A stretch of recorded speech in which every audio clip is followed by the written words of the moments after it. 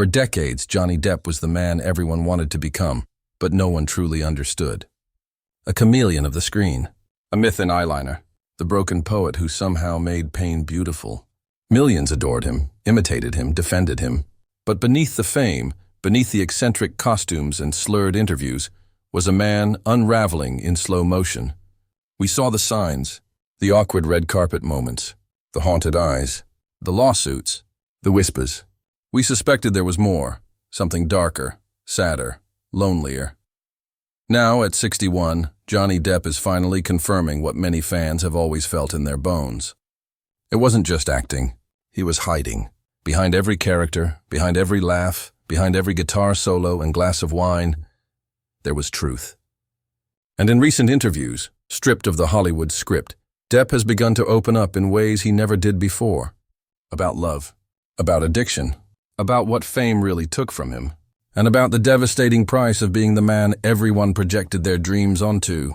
This is the truth he's finally telling, and it's exactly what we all suspected. From the moment he stepped onto the screen in 21 Jump Street, Johnny Depp wasn't just a rising star. He was a phenomenon. Girls pasted his face on bedroom walls, producers chased him with blank checks, and magazines declared him the next big thing. But even then, at just 24, Johnny was already trying to run from himself. He hated being labeled a teen idol, hated being reduced to cheekbones and soft smirks. What he wanted wasn't fame, it was escape. Escape from a childhood that left invisible bruises. Escape from a father who walked out when he was 15. Escape from the silence of growing up too fast. So he started wearing characters like armor. The weirder the better.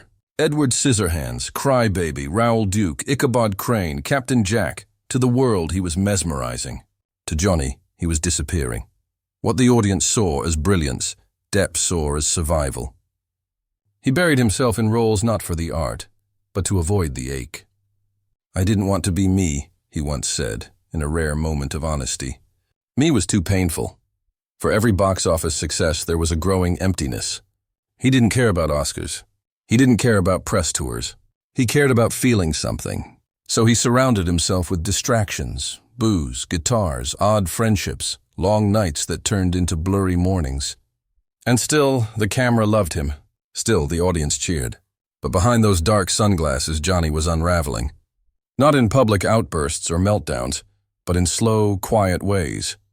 Friends started noticing he wouldn't return calls. Co-stars whispered about his paranoia. Directors quietly told studios he was becoming difficult. And then there was the love. Or more precisely, his search for it. From Winona Ryder to Kate Moss, from Vanessa Paradis to Amber Heard, Depp's romances were never normal. They were either intense or impossible. His relationship with Vanessa was perhaps the closest he came to peace. 14 years, 2 children, and a life far from the tabloids. But even then he struggled. He described himself as a man trying to build a house with hands that only knew how to break things. When that relationship ended, something inside him cracked.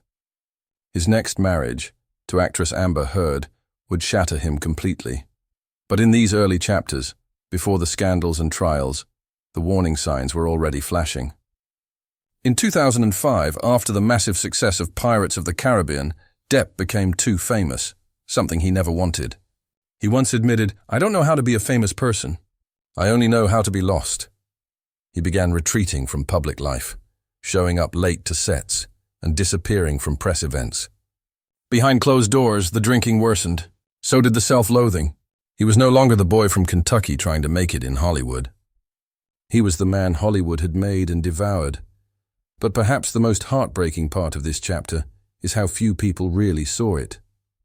Fans adored him. Studios banked on him. But no one asked the simplest question: was he okay? He didn't need more scripts or more roles. He needed help. He needed space to breathe. But fame doesn't allow that. Fame traps you in a version of yourself that the world wants. And when you try to break free, it punishes you. Johnny Depp was caught in that trap for over 30 years. And now at 61, he's finally speaking from inside it. Slowly, carefully, and for the first time. Honestly, there's a certain irony in Johnny Depp's fall from grace. He spent his entire life trying not to be famous. And yet, when everything began to crumble, it was fame itself that held the spotlight over his slow collapse. By the early 2010s, Depp had become one of the most bankable stars in Hollywood. The Pirates franchise had earned billions. His face was on billboards in every country, and he could greenlight virtually any project he wanted. But behind that staggering success was a man barely holding on. The drinking, once romanticized as part of his rock star mystique, had become a necessity. He described it not as fun, but as medication, something to numb what he wouldn't name. And as the roles piled up, so did the pressure. The eccentric characters became more cartoonish, the performances more exaggerated, the man behind them more invisible. He wasn't building a legacy, he was building a prison. The turning point came quietly, but brutally. In 2015, Johnny married Amber Heard. To the outside world, it seemed like a bold, artsy match. But those closest to Depp saw it differently. The relationship was chaotic from the start, full of passion, but also rage, jealousy, and emotional warfare. As the months passed, the whispers began. There were stories of screaming matches, broken objects, hotel room damage. Depp became more reclusive, his behavior more erratic. He missed flights. He missed call times. And most damning of all, he stopped trusting anyone. Longtime friends were pushed away. Staff were fired. His inner circle shrank to almost nothing. And all the while he said nothing. Not to the press, not to the fans, not even to himself. Then, in 2016, Heard filed for divorce and accused him of abuse. The headlines exploded. The man who had been seen as the offbeat hero of a generation was suddenly painted as a monster. His name was dragged across every platform, from TMZ to the Washington Post. Brands dropped him. Studios cut ties. Friends went silent. And through it all, Depp remained mostly quiet, bound by legal constraints and personal shame. But those closest to him say the silence wasn't just about the lawsuits. It was about shock. He didn't recognize the man the world was talking about. And for the first time in his career, he felt utterly powerless. The fallout was swift and brutal. Disney quietly removed him from the Pirates franchise. Warner Brothers pushed him out of Fantastic Beasts. Major publications that once celebrated him refused to cover him at all. Suddenly, Johnny Depp wasn't a leading man. He was a liability. And yet, even as his professional life disintegrated, he still didn't speak publicly. He waited through the accusations, through the memes, through the cold shoulders at industry parties, through the deafening silence of people he once called friends. And perhaps most painful of all, through the disappointment in his children's eyes. It's hard to explain what that kind of collapse does to a person, especially someone like Depp, who never wanted celebrity in the first place. He wasn't just losing roles, he was losing his identity. The eccentric pirate, the tragic poet, the misunderstood genius. Those masks had protected him for decades.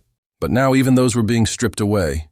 What was left was just a man, hurt, confused, ashamed, alone. He began speaking more in fragments, during concerts, in obscure foreign interviews, to small crowds in Europe who still treated him like royalty. And slowly it became clear, this wasn't just a smear campaign or a messy divorce. This was the slow public disintegration of a man who had never learned how to be vulnerable. He had hidden for so long, behind characters, behind humor, behind rum and eyeliner, that when the world finally demanded his truth, he didn't know how to offer it. Yet, in the quiet, something shifted.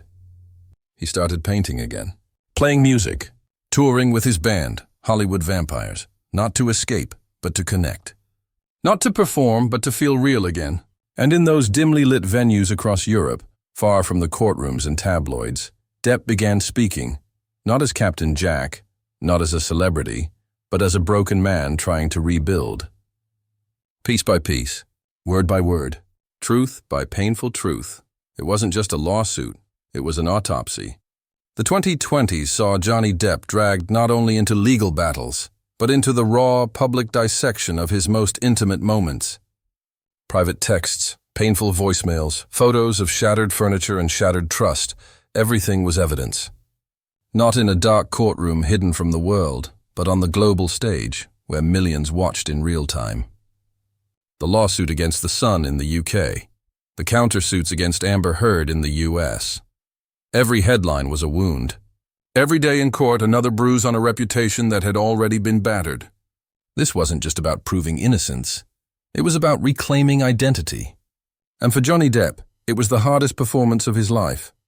The first trial in London, 2020, ended in bitter defeat. A British judge ruled that the Sun's characterization of Depp as a wife-beater was substantially true, a decision that devastated him. He lost the case. He lost more film roles. And perhaps worst of all, he lost more of the public's trust. But for those who watched closely, something shifted in that trial. While many headlines declared Depp's downfall, others began asking questions. The evidence, the timelines, the contradictions, things didn't quite add up. Fans who had once admired him now stood fiercely behind him. Justice for Johnny Depp began trending. For the first time, he wasn't alone. And then came the Virginia trial, Depp versus Heard 2022. This time, the cameras were rolling. Every word, every tear, every smirk, it was all broadcast live. The world stopped to watch, not because it was entertainment, but because it was raw humanity on display. Johnny took the stand, his voice calm but cracked, talking about childhood abuse, about the loss of his mother, about the fear he carried into every relationship. He didn't come off as polished or performative. He came off as damaged and exhausted, like a man finally exhaling after holding his breath for decades. "I've never struck a woman in my life," he said under oath.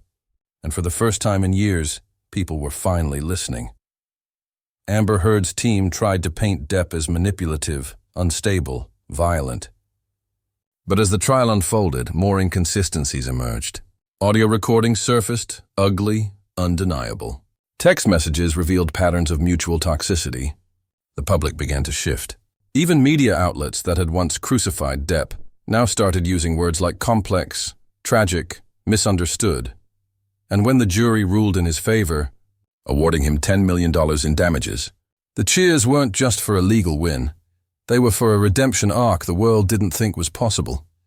If you followed Johnny Depp's story and believe in second chances, now's the time to like this video, subscribe, and leave a comment below. Do you think Hollywood was too quick to cancel him? Your voice helps us tell these stories with truth and depth. Thank you for supporting real storytelling. But make no mistake, the damage is permanent. Depp didn't walk out of that courtroom victorious and whole. He walked out relieved but changed. The man who once gave wild interviews in pirate costumes and played drunken guitar at after-parties was gone. What remains now is a man who has learned to tread lightly, to trust rarely, and to speak only when absolutely necessary. His career may one day recover, but his soul has been scarred in ways the screen will never show. There's a particular moment from that trial, easily missed but unforgettable. Depp was asked why he kept silent for so long. He looked down, took a breath, and said, "Because I knew once I spoke, the world would never be the same." That's not just about the trial. That's about his entire life. A life spent hiding pain behind personas. A life that required silence as survival. And now, finally, as the curtain lifts on the truth, Depp isn't playing a role. He's revealing the cost of being believed too late. When Johnny Depp finally spoke, not through roles, or in character, or filtered through agents and studio spin, but as himself, the words weren't dramatic. They were quiet, almost broken. He didn't offer a sweeping monologue or some grand public confession. Instead, in the calm after the storm, he let his truth slip through the cracks of carefully chosen phrases. In scattered interviews, in handwritten notes, in quiet statements during concerts in Europe. And in those moments, the truth we all suspected finally came into focus. Johnny Depp never truly believed he deserved love. Not from Hollywood, not from fans, and sometimes not even from himself. It's the unspoken thread that runs through every character he ever chose. Edward Scissorhands, a gentle soul built for pain. Captain Jack Sparrow, a self-sabotaging pirate hiding brilliance behind drunken antics. Sweeney Todd, haunted by grief and revenge. Even Willy Wonka, a man locked inside a candy palace of childhood trauma. These weren't just characters. They were confessions. "I've always been drawn to broken people," Depp once admitted. "Maybe because I am one. And for years we loved him for it. We saw the vulnerability. We felt the sadness behind the eyes. But now, at 61, Depp is no longer hiding behind fiction. He's finally telling the story of himself. In an interview following the Virginia trial, Depp said something that barely made headlines but said everything. "I don't care if I act again. I just want peace." For a man who once stood as one of the most bankable, eccentric, and fascinating figures in Hollywood, that line struck like a whispering earthquake. It wasn't bitterness. It was exhaustion. The fame, the applause, the millions, it had all come at the expense of something deeper. "I've spent so long being what people wanted," he said. "I forgot who I actually was." That right there is what we all suspected. That behind the leather bracelets, the scarves, the cigarette smoke and sunglasses was a boy who never healed. A man who never believed he was enough unless he was pretending to be someone else. It's why the betrayals hurt so deeply. Why the accusations cut so hard? Because Depp didn't just lose roles. He lost the one thing he'd clung to for survival. The illusion that he was in control of his story. And when that story was hijacked, rewritten in tabloids and courtrooms, it broke him. Not all at once, but over years. Yet in the end, through the rubble, he's still standing. Not as a comeback star, not as a flawless hero, but as a man, flawed, weary, human. He now lives mostly in Europe, far from the LA chaos. Plays guitar in smoky bars. Paints late into the night. Smiles more cautiously. Loves more privately. And though the Hollywood spotlight still tries to pull him back in, he keeps his distance. Because now he knows peace matters more than applause. He doesn't need to win another Oscar. He doesn't need to headline another blockbuster. He's done chasing the acceptance of an industry that chewed him up when he needed it most. In one of his final courtroom statements, when asked what he wanted most from the trial, Depp replied simply, "To get my life back." And in that moment, fans across the world realized this wasn't about revenge. It was about redemption, about being heard, about breaking a silence that had strangled him for decades. And in doing so, he finally gave voice to something millions suspected, but never dared say out loud, that even the most beloved people can feel unloved. That even legends can break. That even Johnny Depp, icon, idol, survivor, can stand before us not as a star, but as a man who is still healing.